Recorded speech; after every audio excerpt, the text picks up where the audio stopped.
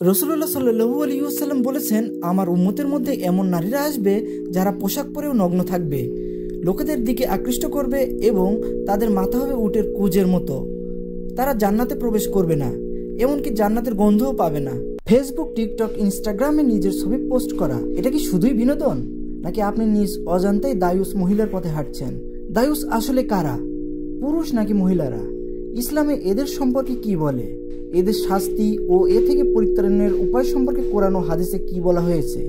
জানতে হলে ভিডিওটি সম্পূর্ণ দেখুন। আসসালামু আলাইকুম ওয়া রাহমাতুল্লাহ।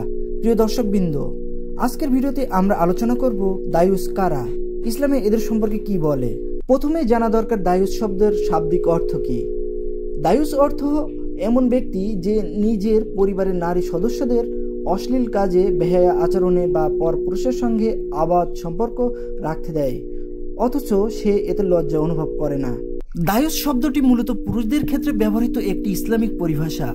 এর দ্বারা এমন পুরুষকে বোঝায় যে তার স্ত্রী, কন্যা, বোন বা পরিবারের অন্য নারীদের অশালীন আচরণ, বেপর্দা চলাফেরা বা পাপপূর্ণ কাজ মেনে নেয় এবং তাদের বাধা দেয় না, বরং উদাসীন থাকে। দায়ুস মহিলা বলে কোনো সরাসরি পরিভাষা ইসলামে ব্যবহৃত হয় না, কারণ এই শব্দটি পুরুষের দায়িত্ব ও আত্মমর্যাদাহীনতাকে নির্দেশ করে।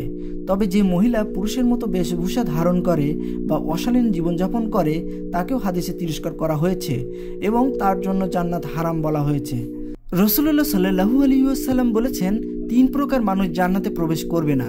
তারা হলো যারা মদ পান করে, যারা আত্মীয়তার সম্পর্ক ছিন্ন করে এবং দায়ুস।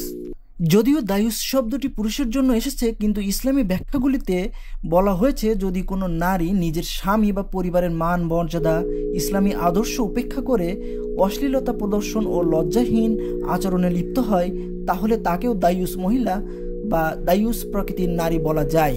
আবার সূরা আন-নূর আয়াত 31-এ আল্লাহ তাআলা বলেন, মুমিন নারীদের বলো তারা যেন নিজেদের দৃষ্টি সংযত রাখে, লজ্জাস্থান হেফাজত করে এবং যা সাধারণ প্রকাশ্য তাছাড়া তাদের সৌন্দর্য প্রকাশ না করে।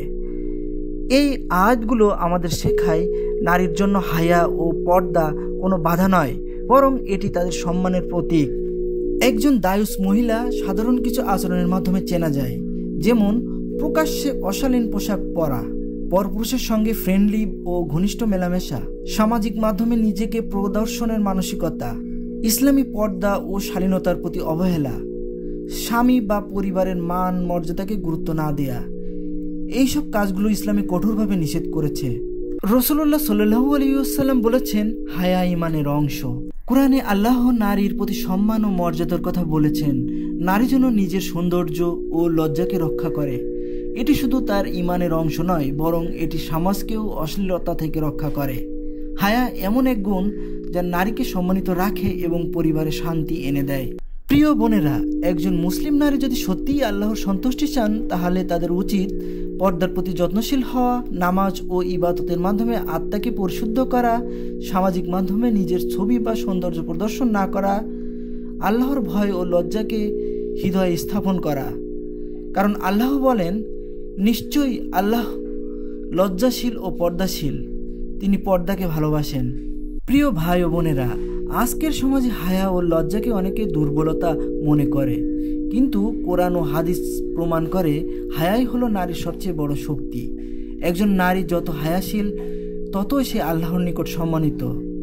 আসুন আমরা সবাই নিজের অন্তরকে পরিশুদ্ধ করি, অশ্লীলতা থেকে দূরে থাকি এবং আমাদের ঘর ও সমাজকে দায়ুস প্রবৃত্তি থেকে মুক্ত রাখি।